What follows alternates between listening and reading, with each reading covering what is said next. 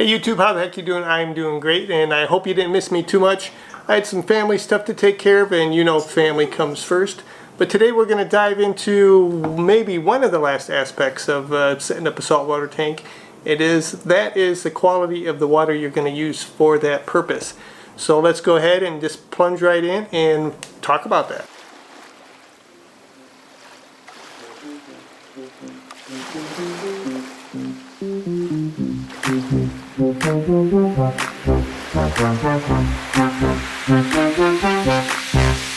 So by now you've been following along hopefully, and you've got your tank ready to go. You got the accessories and decorations that you may or may not want to use, and the starter fish that you want to use.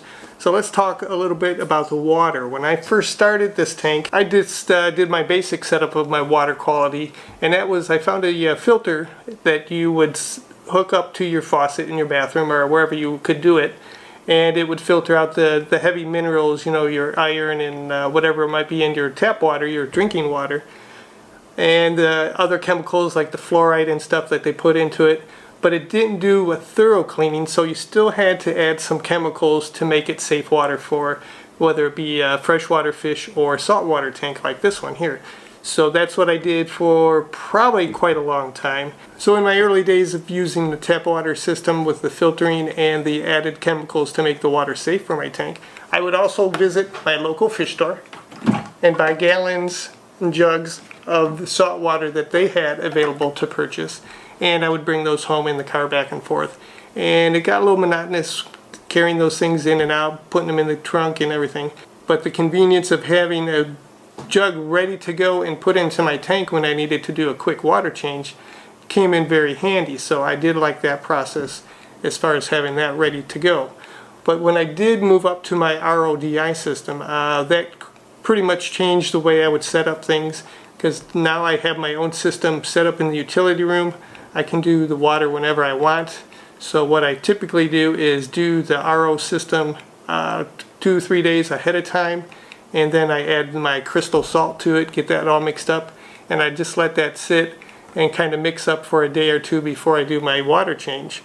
But I always have something available to do a quick water change if something starts to go down in a system where I see a lot of algae accumulating or something, so I can do a quick water change when I need to. So that comes in handy very good right now with the RODI system. So you may want to look into that. Like I said, it can get expensive. There's a few things that you want to look at when you do that. There's the gallon per day.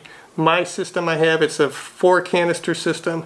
Within an hour I can get about 3 gallons of clean water that I will be able to use in my tank. And that is pretty much what I need to use as I do my setup. So within a couple, 2-3 hours, I can have all the 9 gallons of water that I want to use to do a 30% change in my tank, and it works out pretty good for me. So I always have the fresh water available for topping off my tank, and then I have my salt water for any quick change that I might need to do if there's something going on in the tank, or for my regular maintenance of my water changes. So I like that. I have like I said, the 4 canister system.